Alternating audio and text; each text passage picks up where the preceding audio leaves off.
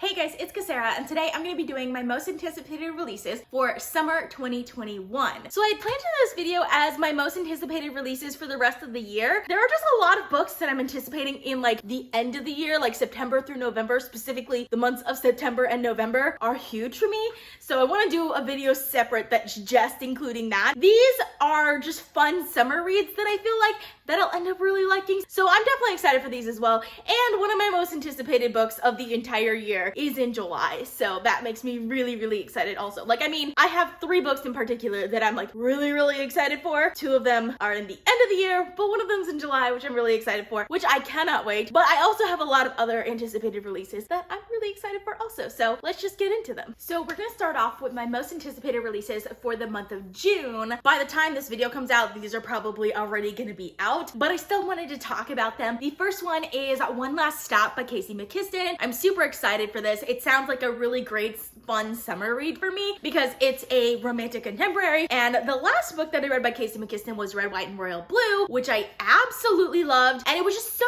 lighthearted and funny. And I just can't wait for more books by her. Unlike Red, White, and Royal Blue, which was gay romance, this one is actually going to be a lesbian romance, which is about 2 men falling in love. This one's actually going to be about 2 women falling in love. And that's literally all I know about this book, but I'm really excited for it. This is the type of book that I kind of want to go into a little bit more blind, because last time I went into Red, White, and Royal Blue knowing absolutely nothing about it, and it completely blew me away. So I'm hoping that this one can do that for me as well. The next one that I'm really excited about is Malibu Rising by Taylor Jenkins Reid. This is another one that I know pretty much absolutely nothing about. A lot of my most anticipated releases I like to go into somewhat blind, especially when they're by authors that I'm excited about. Taylor Jenkins Reid is an author that I am very hit or miss with. I tend to really like her later books. Like the first book that I read by her was The 7 Husbands of Evelyn Hugo, which I absolutely loved. And then she came out with Daisy Jones and the Six, which I also really loved. And while I've read some of her previous work that I didn't like as much, I feel like her newer stuff are books that I'll end up really loving because she's kind of like a historical fiction writer, but in at least her last 2 books, she writes about like fake celebrities,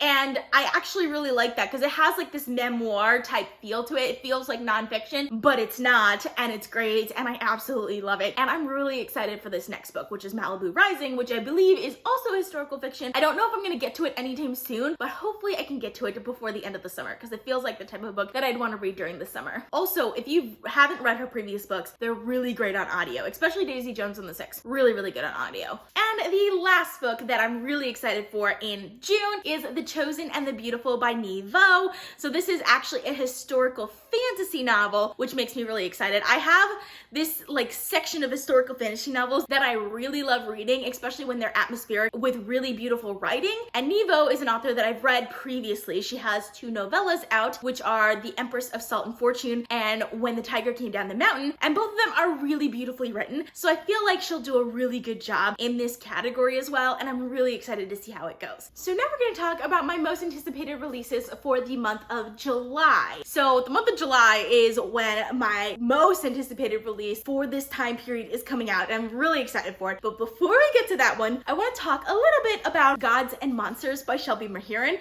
This is the 3rd book in the Serpent and Dove series. This series is about a witch who ends up in an arranged marriage to a witch hunter, and of course at the time he does not know that she's a witch. So it has a very interesting premise that I really love. That being said, I don't fully love the romance in this series. So the first book, I only ended up giving it 3.5 stars, but I think the 2nd book really redeemed the series for me because there was a level of character development and internal turmoil that I was not expecting from a series like this. I wasn't expecting it at all, and I really love that aspect of it. So it makes me really excited to see what happens in Gods and Monsters. Also partially because of the title, Gods and Monsters. It gives like a little hint as to what is coming, and I'm excited for it. Like, I'm really excited for it. I don't know if I'm gonna get to it right away. It might be one of those books that I save for like later on in the year, but I'm still really excited to get to it this year. And the book that I am the most excited for, and it's a YA book, guys. Like, I'm never super excited about YA books, but I'm super excited about this one, and that's Wings and Shadow by Nikki Papreto. This is the 3rd book in the Crown of Feathers series, and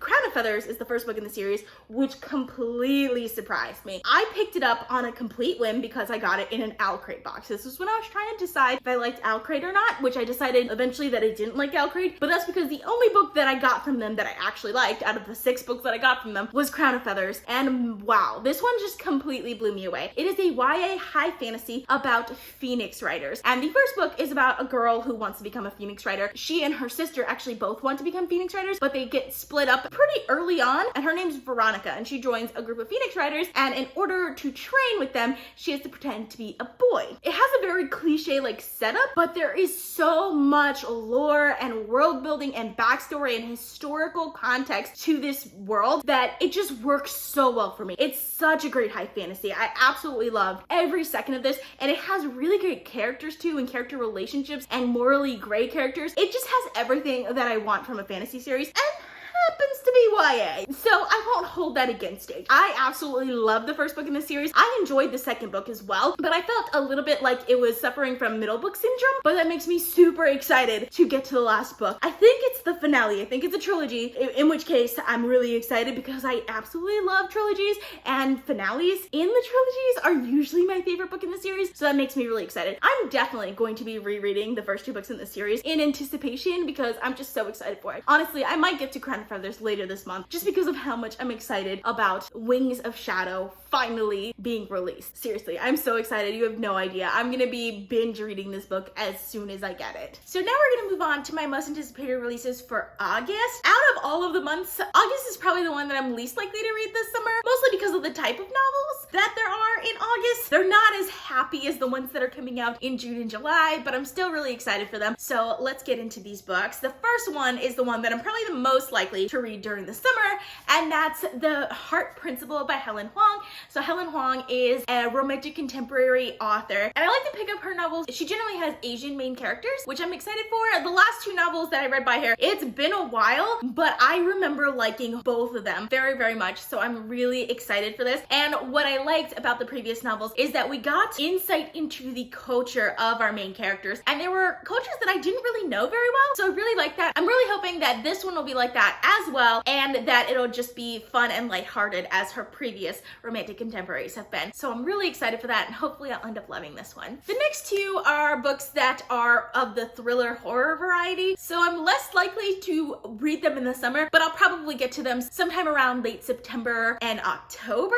So the first one that I want to talk about is A Slow Fire Burning by Paula Hawkins. I have been waiting for the longest while for Paula Hawkins to come out with another book because I read The Girl on the Train and absolutely loved it, and that was a few years ago now. I really, really liked her psychological thriller and how it was set up. I feel like no other psychological thriller in the way that that one's set up has given me the same feeling as that one did. So I'm really hoping that this new book by her can give me those feelings. I don't know, because I've read her other book, Into the Water. I just felt very mediocre about it. So I don't know if I'm gonna love it or I'm not, but I'm excited to get to it and see what I feel. The next one I want to get to is My Heart is a Chainsaw by Stephen Graham Jones. I'm really excited for this one. Last year, during the month of October, I decided to read his other book, The Only Good Indians, which I believe came out last year, and oh my gosh, it was so good. I've actually been meaning to pick up like other books by him. I didn't expect it to be what it was because it was definitely a lot more intense than I was expecting. Like, I like horror, don't get me wrong. I've grown to really like horror, but I feel like when it comes to books, horror tends to be a little bit more like creepy. But this one, it felt like I was in the middle of like a horror movie, and not like the quiet part of the horror movie, but like the action part, and I loved it, every second of it. It was fantastic.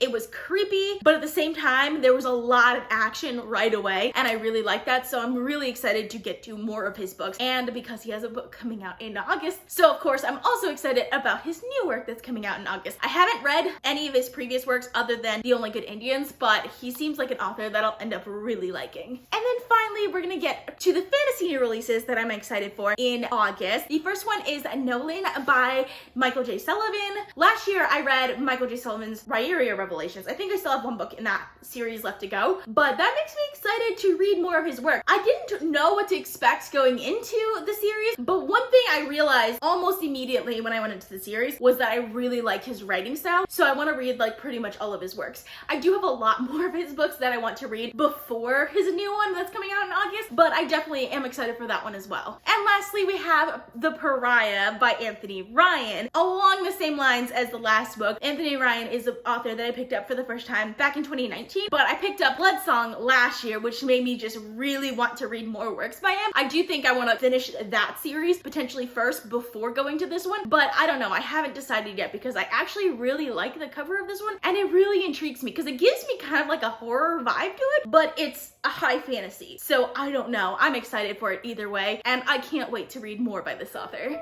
So that's all I have for you guys. I hope you guys enjoyed watching. I post videos on Sundays, Tuesdays, Thursdays, and Saturdays, so consider subscribing. If you'd like to be notified as soon as I upload, you can click that little bell icon. If you like this video, please give it a big thumbs up to support my channel. All social media links are in the description down below. Thank you guys so much for watching, and I'll see you guys next time. Bye!